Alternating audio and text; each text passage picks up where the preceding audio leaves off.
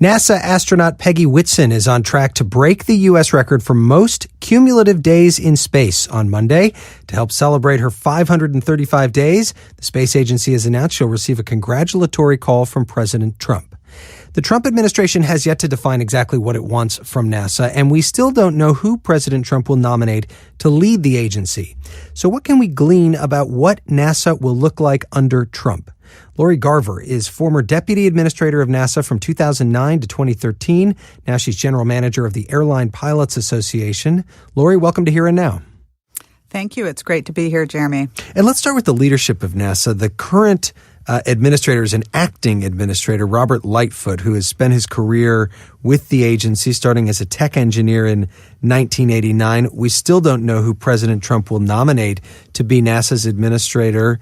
Is that a concern for you at this point in the presidency that we still don't know? Not at all. Honestly, the NASA administrator we know is a sub-cabinet position. It is not typically the highest appointment or first made.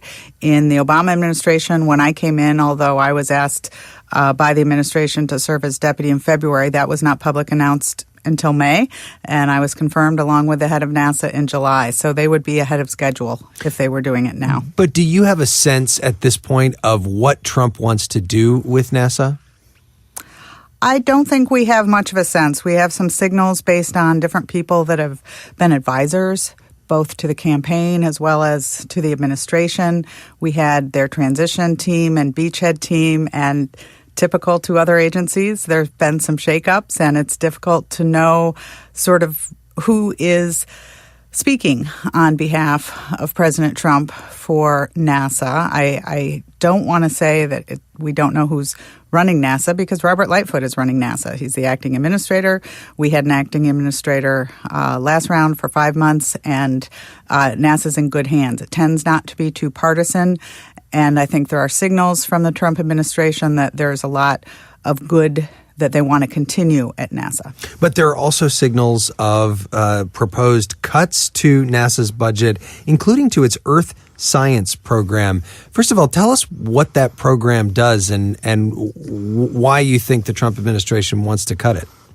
Sure. NASA is about a $19 billion agency at this point, and just over $1 billion of that is put into Earth Sciences, meaning developing satellites that will, instead of looking out, look back. So NASA develops a couple of these a decade typically.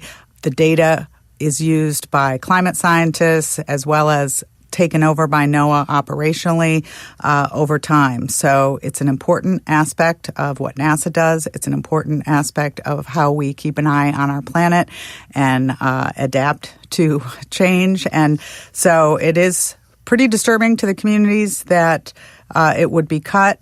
But again, that agency is quite healthy, and $200 million from $19 billion program is not a big deal, but it is a big deal to take that entirely out of Earth Sciences, which is what they have proposed. Well, and what do you think we would lose if we were to lose that division of NASA?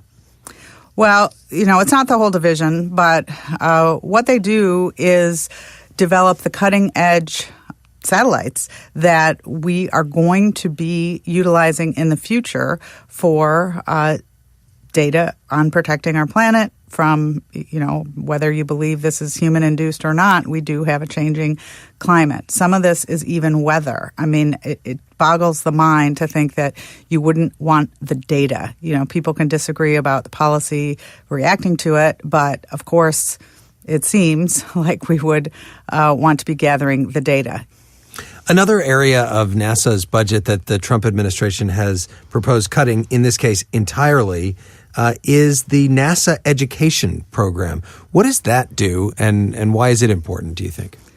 Well, the NASA education program is a much smaller program in the $100 million range, I believe, at least when I left. And what it does is give money to grants, to states, to help run programs that will get more students interested in studying space, STEM, science, technology, engineering, and math. I think in general, that budget had been cut over time, largely because you can disagree whether that's the Department of Education's responsibility versus the agencies themselves.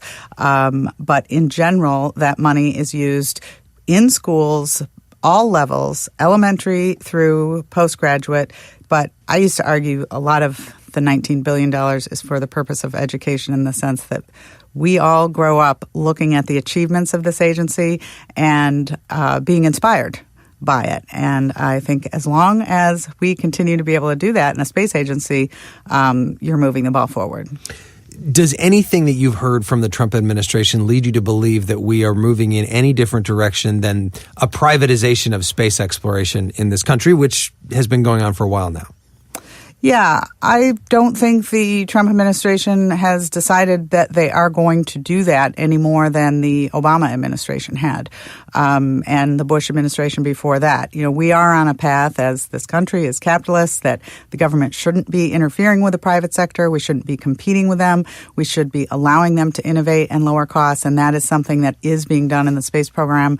We in the Obama administration really tried to do more of that than the Congress would allow, given they want the government jobs in their districts. The Trump budget continues to fund the major $3 billion plus programs that are not commercial innovative programs. So I don't think they are signaling that they want to do any more, unfortunately, in my view, than the Obama administration did in advancing commercial space.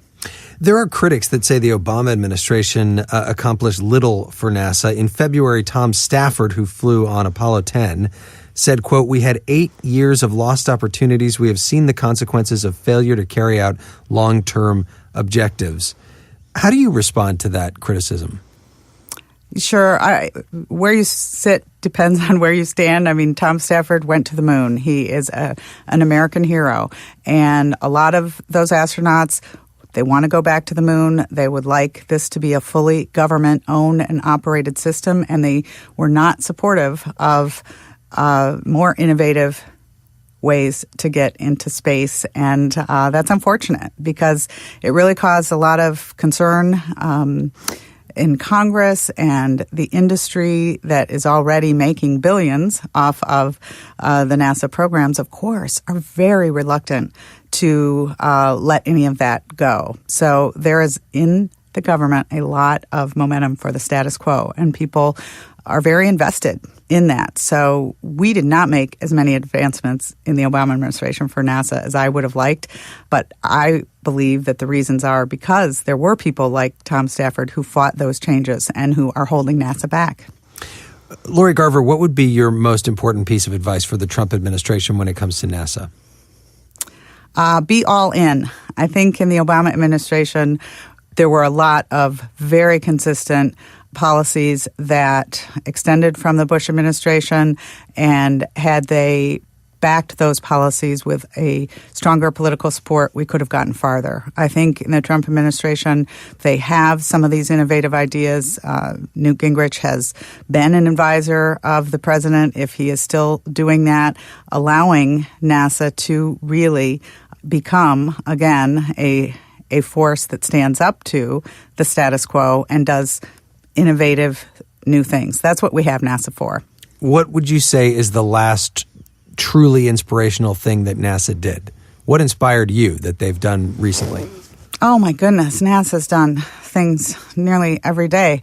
Of course, during my time at NASA, the Mars Curiosity landing, which was so successful and inspirational. I think NASA can take some credit for the very inspirational reusable rocket that SpaceX just flew a second time. They are advancing and lowering the costs so that we can do more in space every day.